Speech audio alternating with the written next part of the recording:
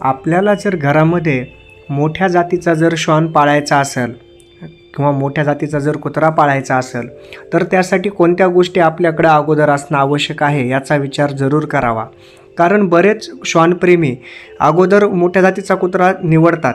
कारण कोणत्याही जातीचं जर पिल्लू असेल कुत्र्याचं तर ते लहान असताना म्हणजे छोटंच असणार. त्यामुळं त्याचा एक्झॅक्ट मोठेपणीचा आकार किती होईल हे बऱ्याच लोकांना लक्षात येत नाही आणि मग त्यांची त्यावेळेस अडचण होते की आता हा कुत्रा कशा प्रकारे आपण पाळावा. कारण त्यांना मग अनेक समस्या भेडसावतात पुढे चालून. मग यावर उपाय काय? तर अगोदरच आपण हा विचार केला पाहिजे की आपल्याला जर मोठ्या जातीचा कुत्रा पाळायचा असेल तर त्यासाठी आपल्याला कोणत्या कोणत्या गोष्टी आवश्यक आहेत. प्रथमतः आपण मोठ्या जातीचा कुत्रा का निवडतो याचा विचार करायला हवा.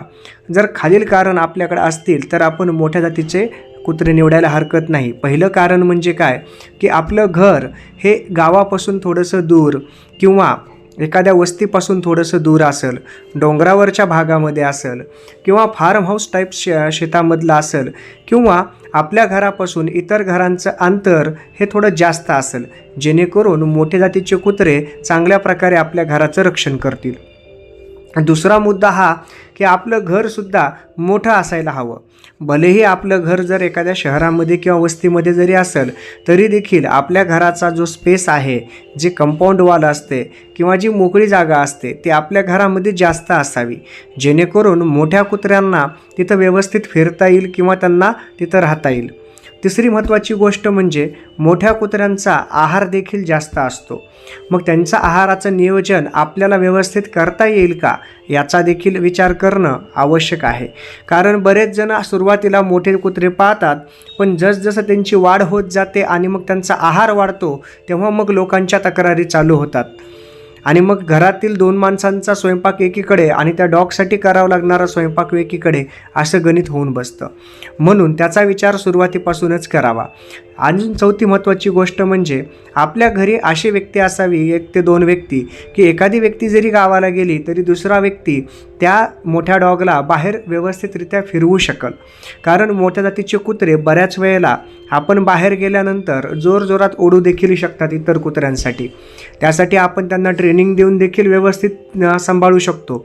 परंतु तरी देखील आपल्या अनुपस्थितीमध्ये घरी एखादी दुसरी व्यक्ती हवी की ज्या व्यक्तीनं त्या डॉगला बाहेर घेऊन फिरता यावं.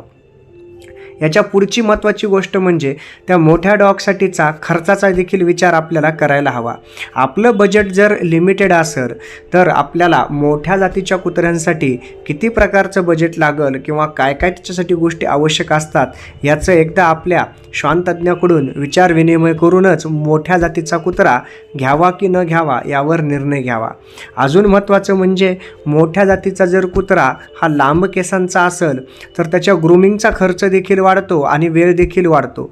जर आपल्याकडे तेवढा पुरेसा वेळ नसेल तर मग त्याच्या ग्रूमिंगकडे आपल्याला लक्ष देता येणार नाही आणि मग केस गळती, केसांमध्ये किडे किंवा गोचीड, उवा, पिसवा असे होणं किंवा स्किनचं त्याला इन्फेक्शन होणं, त्वचारोग वेगवेगळे तयार होणं, त्याची केसांच्या गळतीचं प्रमाण खूप वाढणं, शरीराचा घाण वास येणं, आंघोळ करायला त्याच्यासाठी जास्त वेळ लागणं किंवा त्यांचे केस वरचा जो कोट असतो तो सुकवण्यासाठी आपल्याकडं ड्रायर नसणं, या सर्व गोष्टींचा विचार हा सुरुवातीपासूनच करावा आणि मग आपण मोठ्या जातींचा कुत्रा घ्यावा की न घ्यावा या विचारापर्यंत येऊन आपला योग्य तो निर्णय घ्यावा.